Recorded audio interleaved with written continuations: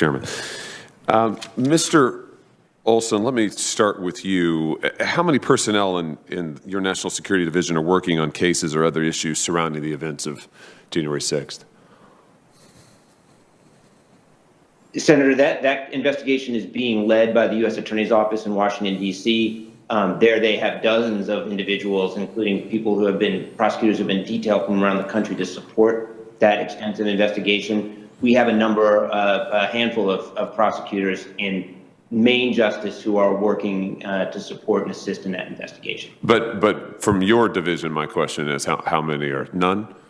No, from my division, I know there are at least 3 or 4 who have been working, if not full-time, part-time, on that case. How many personnel in your division are working on issues pertaining to Attorney General Garland's memorandum of October 4th, 2021 that's entitled Partnership Among Federal, State, Local, Tribal, and Territorial Law Enforcement to Address Threats Against School Administrators, Board Members, Teachers, and Staff?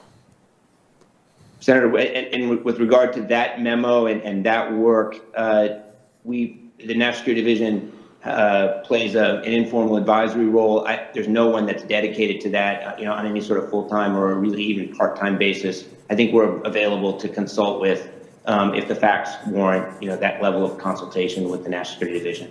And what exactly what have you done to date with regard to, this is the school board memo, just for those who are following along here. What is it that your division has done to date so far with regard to that memorandum and the department's effort here to track parents at school board meetings? With regard to the school board memo, which again I understand is an effort to protect school board members, other public servants, teachers from acts of violence or threats of violence, but from the perspective of the National Security Division, I don't think we've had any particular role or done anything in particular with regard to that effort. So you're not coordinating with local officials? Again, I'm not aware, Senator, that the National Security Division has played any role in any matter up to this date. I've been in the role for 2.5 months, but I've not heard of anyone in my division having any role to play there yet. You responded to some questions from Senator Whitehouse just a moment ago about parents at school board meetings. The gist of the questions was it doesn't really matter if it's a school board meeting or elsewhere. If you commit acts of terrorism anywhere, then it's terrorism. Or is it your view that parents speaking out at school board meetings can be or are domestic terrorists?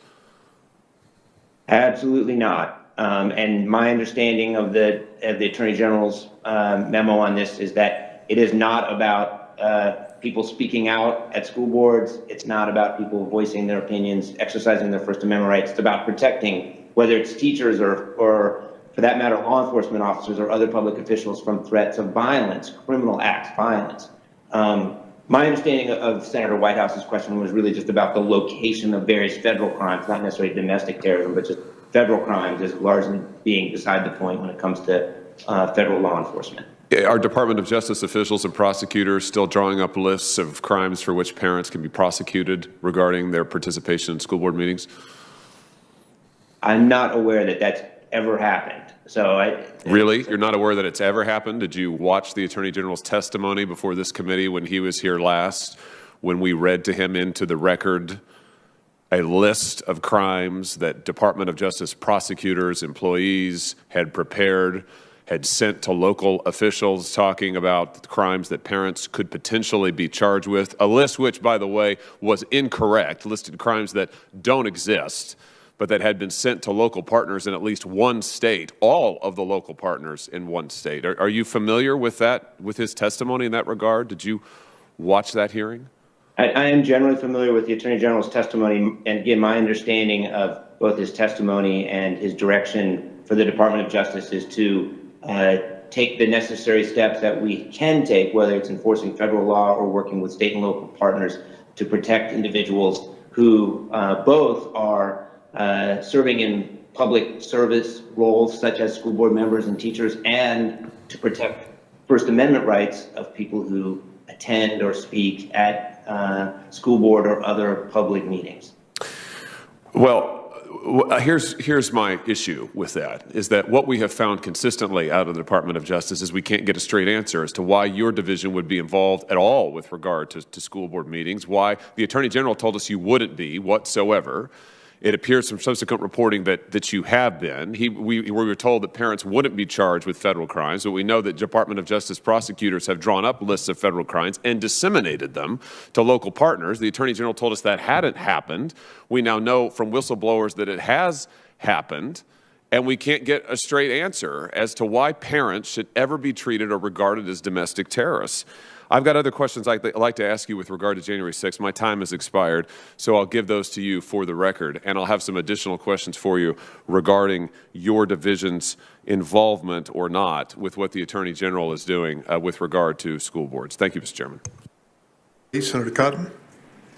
Mr. Olson, on July 28, 2020, you signed a public letter attacking the Trump administration for using Department of Homeland Security officers to help protect the federal courthouse in Portland from violent rioters. That letter stated, quote, plainclothes officers and unmarked vehicles should be used only in limited capacities and clearly identified circumstances.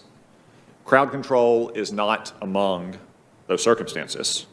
Mr. Olson, on January 6, 2021, did the Department of Justice or FBI have any plainclothes officers among the crowd at the Capitol? Senator, I'm not aware of whether or not there were plainclothes officers among the crowd at the Capitol on January 6th. Did any plainclothes officers enter the Capitol on January 6th? I don't know the answer to that, Senator. Mr. Olson, I got to say your answers to many questions today are disappointing because they boil down to essentially, I don't know. Did you prepare for this hearing? Did you know this hearing was happening before this morning?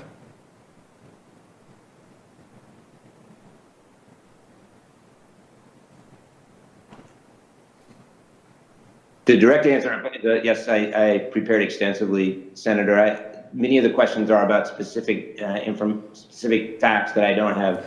Well, I mean, let me. What was I do think that one of the most important points that I would emphasize is, it's against a general matter. It's not appropriate to comment on ongoing investigations. Well, I didn't ask you about an ongoing investigation. But I just flipped to the cover of my binder here. It says the title of this hearing is "The Domestic Terrorism Threat 1 Year After January 6th." The Attorney General has repeatedly said this is one of the department's highest priority. You're testifying at a hearing about the domestic terrorism threat 1 year after January 6th, and you can't answer questions about how many people have been charged for events arising out of January 6th. Would you go into a briefing with the Attorney General, your boss, and not be able to answer such basic questions? On the last question you asked, Senator, over 700 people have been charged in connection with January 6th.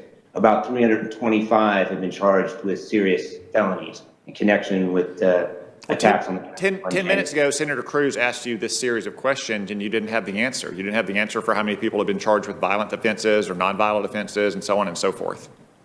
Have you been given the answer in the last 10 minutes?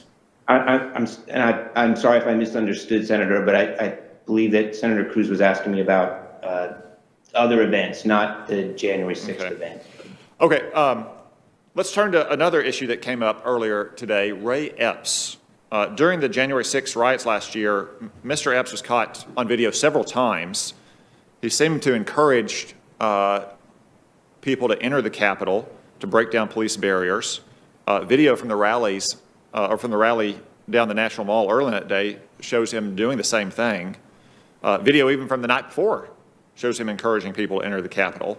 Ray Epps lives in Arizona. He didn't exactly go underground after January 6th. He even gave an interview to local media, and he was well known to the Department of Justice. He was on the FBI's Capitol Riot Most Wanted page just days after January 6th. In fact, he was one of the first 16 suspects added to that Most Wanted page on your website. It does not appear that he's been arrested or charged in any offense. In July, without explanation, he was removed from the FBI's Most Wanted page. Mr. Olson, who is Ray Epps, and why was he removed from the FBI's Most Wanted list? Senator, I don't have any information about that individual. I would defer to Ms. Sanborn for any additional. So it gets back to what I meant earlier, like asking if you're prepared for this hearing. You're the Assistant Attorney General for National Security. You run the National Security Division. The department has said that these January 6 prosecutions are one of their highest priorities. This is a man who was on the most wanted page for 6 months. Do you really expect us to believe that you've never heard of the name Ray Epps, or you don't know anything about him? I simply don't have any information at all, Senator, about that individual. What other suspects on the most wanted page do you know nothing about?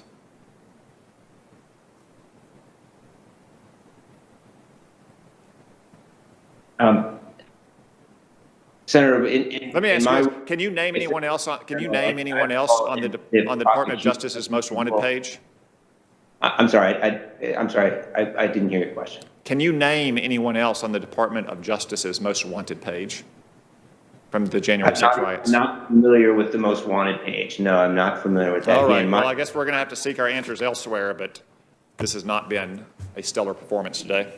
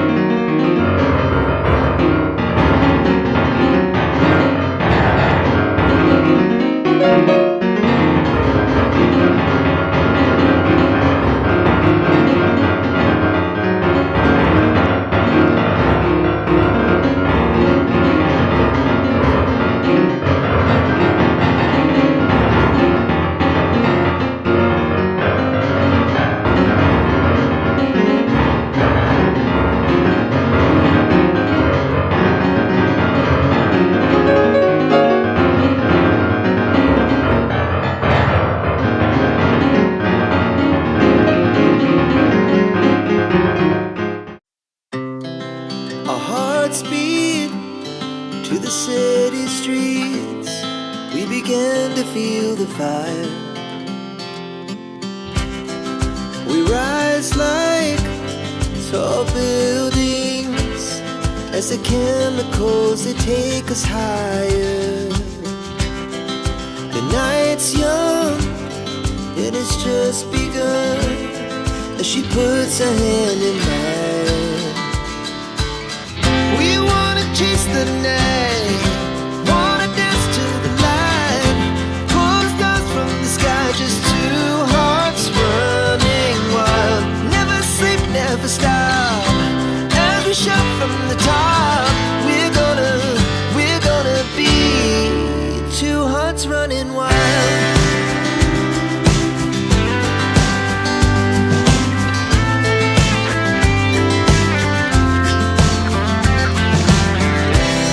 Now the morning is the afternoon, we lay awake in bed.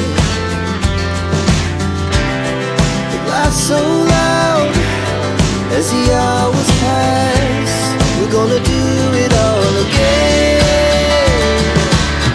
We wanna chase the night, wanna dance to the light, pull stars from the sky, just two hearts running wild. Never sleep, never stop, as we shout from the top. We're gonna be, we're gonna be two hearts running wild.